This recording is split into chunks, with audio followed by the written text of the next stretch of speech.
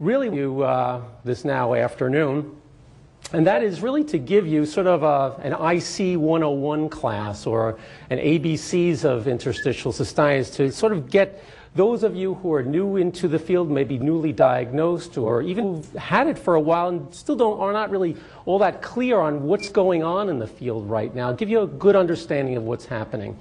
Not only that, but what I'd also like to do is to give you a good understanding of the evolution. Where are we now? Where are we going? And that's really, I think, one of the most important parts of this particular lecture, and one of the most encouraging things that are going on in the field. In summary, basically, there are new agents being looked at, new types of therapies that are being looked at, and even the recognition of interstitial cystitis and perhaps even the new redefinitions of interstitial we'll be talking about are so important to your care right now and as the care continues into the future. So with that being said, let's get right on and rock and rolling into what's going on in this particular. Let me just give you an idea of how important this is in the medical literature. This you can see right over here is a relatively recent article on the front page of the Urology Times looking at what? The definition of interstitial cystitis. And as you can see here, I don't know if you can read about it in the corner, but within that particular journal, there are numerous articles that are being written really to urologists and other clinical practitioners into what's going on in the field. Why is that? Because we need to know, and because we want to know. It's an area that's always been a frustration in clinical practice, and people actually honestly do want to take care of you better. Many of you have been subbed off by your own clinicians in the past, but I can tell you there's a very clear-cut devoted and expanding group of people out there to try to help you out. And again, it's wonderful to see that articles are being written, research is being done, these goals accomplished. Well, let's start from the very beginning. What is interstitial cystitis? And really, if you were to be diagnosed perhaps around the turn of the last, if somebody looked into your bladder with a cystoscope, that telescope we use to look onto your bladder surface, they might see this. This is, for those of you who are not used to looking in bladders, I presume most of you are not, there's a lot of red on that particular slide denoting lots of inflammation. This is a Hunner's ulcer. This is the, quote, classical form of interstitial cystitis that is associated with gross inflammatory change. You could possibly miss this diagnosis. This needs to be biopsied, in fact, to make sure there's no bladder cancer present here, but uniformly we just see inflammation. The problem is that only a very, very small minority of patients actually have these lesions.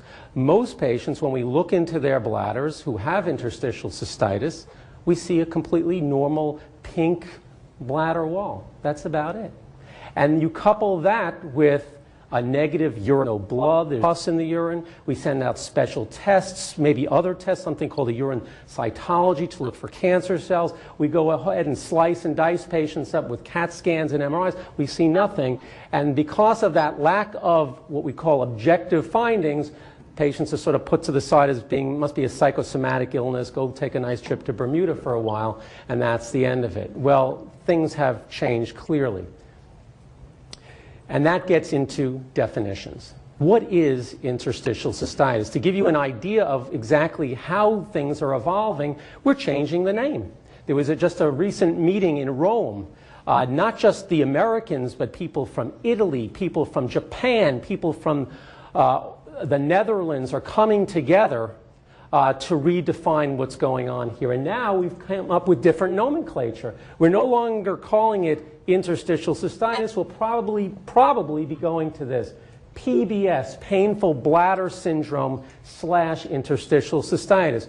Yes, there are those patients with those Hunner's ulcers, that classical gross inflammatory infiltrate, giving it the itis meaning inflammation, but the majority of patients really have this painful bladder syndrome which is largely defunct. So if you really break it down, what is interstitial cystitis? At least in my opinion, it is oversensitivity of the bladder whether or not inflammation is present. That categorizes the whole kit and caboodle right there.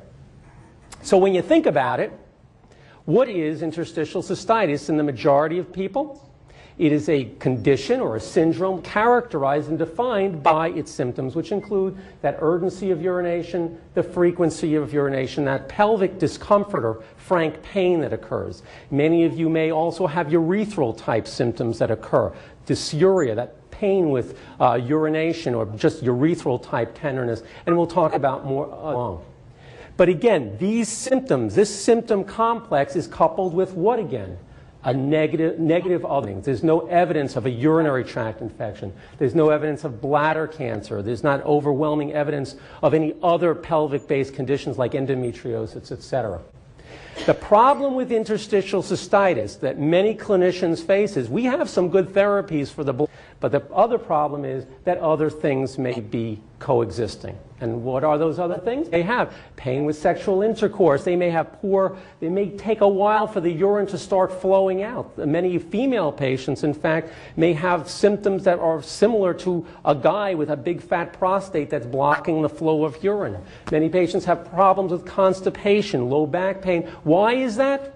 Well, what we're finding now, and we're treating now more frequently, is that we're finding that about 70% or so of interstitial cystitis patients will have coexisting pelvic floor dysfunction. The muscles that support the bladder and the other pelvic organs are spastic, they're not functioning properly, and they themselves are the genesis of other sources of pain. The other problem that we're finding in this community is that patients also may have other issues related to vulvar pain syndromes, fibromyalgia, all sorts of other things to make your life basically pretty miserable. Here you can see this is a study that was done way back in 1997 looking at a whole big group of interstitial cystitis patients, and you can see lots of allergies, irritable bowel syndrome, all sorts of other problems that are clearly overexpressed in this population as compared to the population at large. This is something I think was quite remarkable and something that's getting a lot of press in the gynecological literature. The fact that many of our female interstitial cystitis patients come in with complaints of vulvar pain, and denoted by pain perhaps with sexual intercourse or constant vulvar burning and so forth, broadly defined as vulvodynia. And if you look in the textbooks or the articles that are out there, you see that generally, if you take a look at the vulvar pain syndrome patient population, about 16% or so of these patients might have a diagnosis of interstitial cystitis established. Well, you know what? Ursula Wesselman at Johns Hopkins took a look at her who have this problem, and she actually asked them, listen, do you have bladder-based, do you have, as you can see on this particular slide, do you have urgency or frequency of urination? Do you have bladder-based pain? And look at the numbers there. 60% or so of these patients may have coexisting based illnesses, making us suspect that probably that 16% number is on the low side, and something that we may need to address in general. When I have patients, for example, who have been, let's say, recently diagnosed with interstitial cystitis, I'll often draw a little pie chart over here and say, you know what, interstitial cystitis, you have that diagnosis, but keep in mind that, you know what, I don't think necessarily that every little itty-bitty bit of pain is coming from that particular area. Much of the pain may be derived from that pelvic floor dysfunction, that, again, spasm of those muscles of your bottom, vulvovestibulitis, the vulvar pain syndromes, and also irritable bowel, and others.